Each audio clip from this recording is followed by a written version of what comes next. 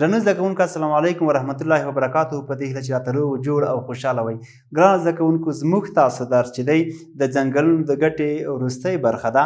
فعالیتونه او هغه لغتونه چې تاسو نه ورباندې پوهیږئ ما له ځان سره نوټ کړي او تاسو به یې په خپلو کتابچو کې هم لیکلي وي. هغه به څنګه کوو په ګډه معنا کوو او همدغسې به څنګه کوو مخته ځو. سمه ده. ښه درنو زده کوونکو مخکې له دې چې زه درس ووایم فعالیتونو باندې شروع وکړو او فعالیتونه حلوو نو لومړی به تاسو راته وایئ چې تیر درس مو لیکلی دی؟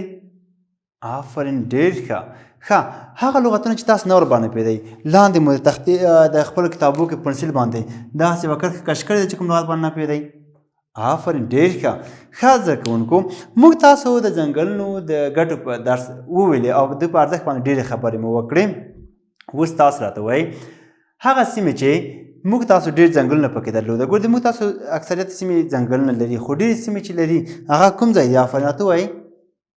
آفرین پکتیا، ننګرهار، کونړ، لغمان، نورستان، هرات، بادغیس او سمنګان سیمې دي. صحیح دی.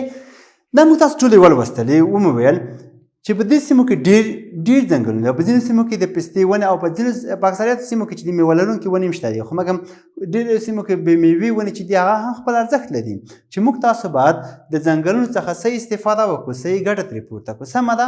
ډېر ښه زده کوونکو اوس راځم نو د کتاب فعالیتونو ته. صحیح دی.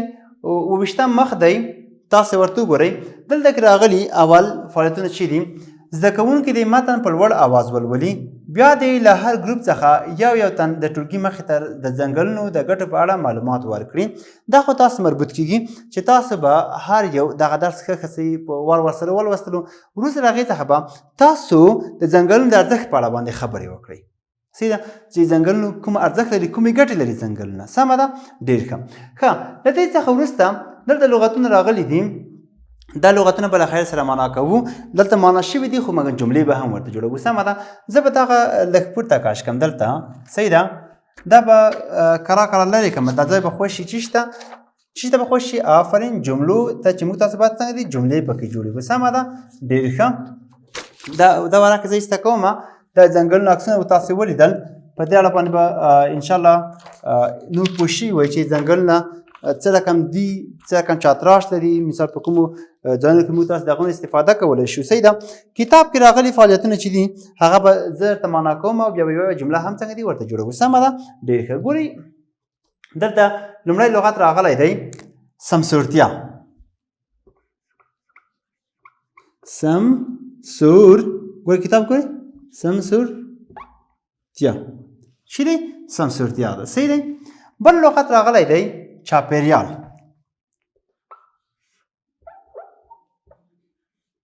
چاپیریال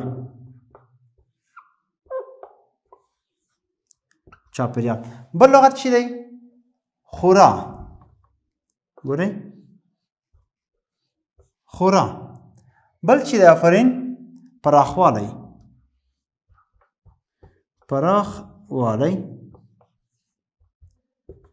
ګورئ دا لغتونه وو. ځینې لغتونه نور ما درته رایستلي دي. دا به بیا پاک کړه خراب یې ولیکو. ګورئ سمسورتیا څه معنا؟ تازګي.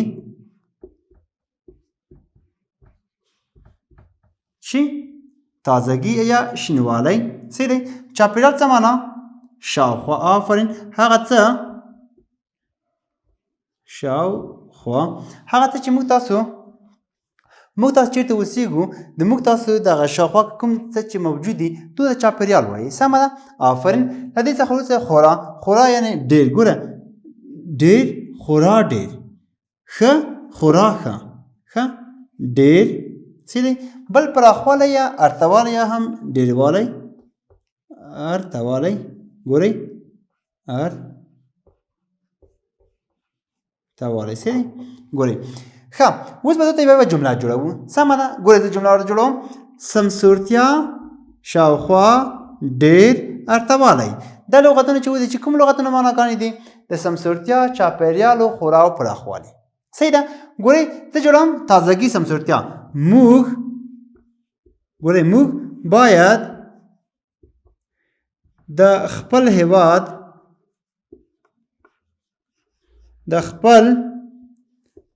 هیواد سمسورتیا ته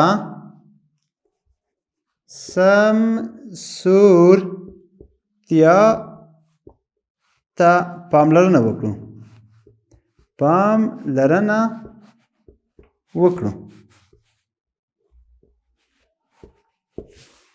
موږ تاسو باید د خپل هیواد سمسورتیا ته پاملرنه وکړو. سمه ده؟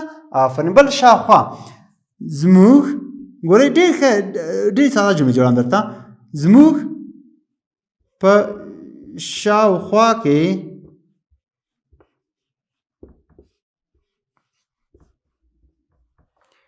ډېر شیان موجود دي. ډېر شیان موجود دي. موجود دي یا شته. زموږ تاسو په شاوخوا وګورئ څومره ډېر شیان دي. صحیح دی؟ بل خورا ډېر ښه. ګورئ لیکم چې ځنګلونه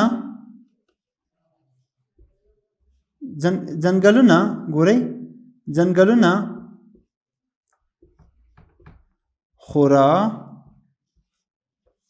خورا ښه شتمني ده. خورا چی دی؟ ښه شتمني ده. ځنګلونه خورا ښه شتمني ده. صحیح شو؟ بل چې د ارتوالی موږ تاسو باید خپله شتمني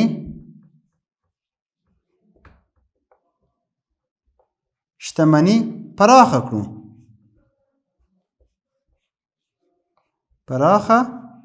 کړو. یا موږ تاسو باید خپل شتمنۍ ته پراخوالی ورکړو، ارتوالی ورکړو. پوه شوئ؟ ګورئ سمسورتیا تازګي. موږ باید د خپل هیواد سمسورتیا ته ډېره پاملرنه وکړو. زموږ تاسو هیواد ډېر سمسور هیواد دی. صحیح دی؟ موږ تاسو باید هر څه ته سمسورتیا ورکړو. صحیح دی؟ تر څو موږ تاسو د روغتیا په اړه باندې ډاډ ترلاسه کړو. موږ تاسو سیمې باید پاکې وي، سمسورې وي. بل چاپېریال شاوخوا زموږ په شاوخوا کې ډېر شیان شته. بل خورا ځنګلونه، خورا معنا چې ډېر د ځنګلونه خورا ښه شتمني ده، ډېره ښه شتمني ده. له هغې څخه وروسته پراخوالی ارتوالی. موږ تاسو باید خپله شتمني پراخه کړو، یا موږ تاسو خپلو ځنګلونو ته باید پراخوالی ورکړو، نور هم ډېر کړو. د دې په ځای چې هغه له منځه یوسو خو ډېر یې کړو باید. صحیح ده؟ آفرین. بل لغت چې دی دا به پاکم د دې څخه وروسته بل لغت لیکم درته. ځینې لغتونه چې ما نور راوړي دي کتاب کې. صحیح ده؟ هغه به ولیکم. دلته پاتې دی شتمني پانګه. شتمني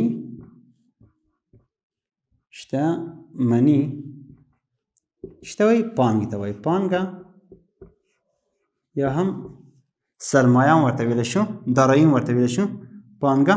صحیح دی؟ ځینې لغتونه چې مثال ما تاسو ته راوړي دي په هغو به ووایو. مثال ژبې.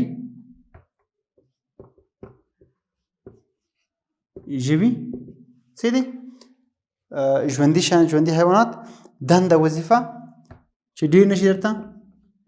دنده، وظیفه.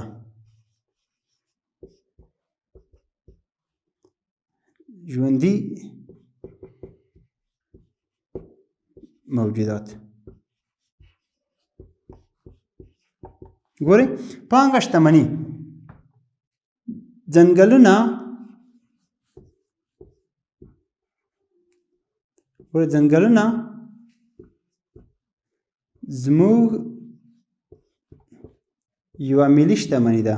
یوه ملي شتمني ده. ګورئ شتمني ده. صحیح دی؟ ځنګلونه زموږ تاسو ملي شتمني ده. ژوندي موجودات. موږ ډېر بحري ژوي پیژنو ګورئ پیژنو صحیح شو آخري دنده وظیفه زموږ دنده دا ده چې خپل شتمنۍ ته خپلې ملي شتمنۍ ته ملي شتمنۍ ته پام وکړو پوه شئ په شتمني پانګه ځنګلونه زموږ یوه ملي شتمني ده ژوي ژوندي موجودات زموږ ډېره بحري ژوي موږ ډېر ژوندي بحري ژوي پېژنو دنده وظیفه زموږ دنده دا ده چې خپلې ملي شتمنۍ ته ډېره پاملرنه وکړو سمه ده ښه اوس له دې څخه وروسته کتاب کې ګورئ راغلي دي د لاندې پوښتنو څخه لاندې وایي د لاندې کلمو سم شکل په ګوته کړئ او بیا یې په خپلو کتابچو کې ولیکئ ګورئ دلته لیکلي دي راته ګورئ لیکلي دي ځنګلونه ګورئ ځنګلونه دا یو دلته بیا لیکلي وسه ځنګلونه صحیح شو بل لیکلی دی اقتصاد دلته داسې به درته ولیکم چې تاسو پوه شئ ورباندې دلته لیکلی اقتصاد صحیح شو بل مثال لیکلی دی جوړښت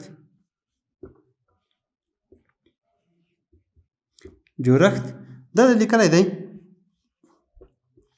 جوړښت صحیح دی بل دی ښکلي دا به لاندې ولیکم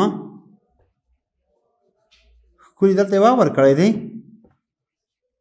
صحیح شو او دلته یې ښکلي داسې لیکلي اوس ګورئ دلته یې ویلي دي وایي تاسو دغه کلمې چې راکړي په دې کې صحیح کلمه په نښه کې خپلو کتابچو کې ولیکئ ګورئ دلته لیکم ځنګلونه په ځې نه راځي غلط دی په ځې صحیح راځي صحیح دی ځنګلونه بل چې اقتصاد په دس نه راځي په سین نه راځي په چی راځي په سواد راځي دا غلط دی دا یې صحیح دی بل جوړښت چې دی ری نه غواړي ړې غواړي دا غلط دی دا جوړښت سم دی بل چې دی ښکلي واو نه غواړي دا غلط دی او دا څنګه دی سم دی پوه شئ په ګورئ ځنګلونه غلط ځنګلونه صحیح اقتصاد غلط اقتصاد صحیح جوړښت غلط جوړښت صحیح ښکلي غلط ښکلي صحیح دی دغه دا یې صحیح بڼه او دغه یې هم غلطه بڼه تاسو به دغه ټول په خپلو کتابچو کې صحیح ولیکئ او یوه جمله به هم ورته جوړه کړئ سمه ده درکړل شوي لغتونه به ټول یاد کړئ او یوه جمله به هم ورته جوړه کړئ پرته له هغو جملو څخه چې ما تاسو ته جوړې کړي سمه ده آفرین تر بیا هم په خدای سپارم ښې چارې ښه وختونه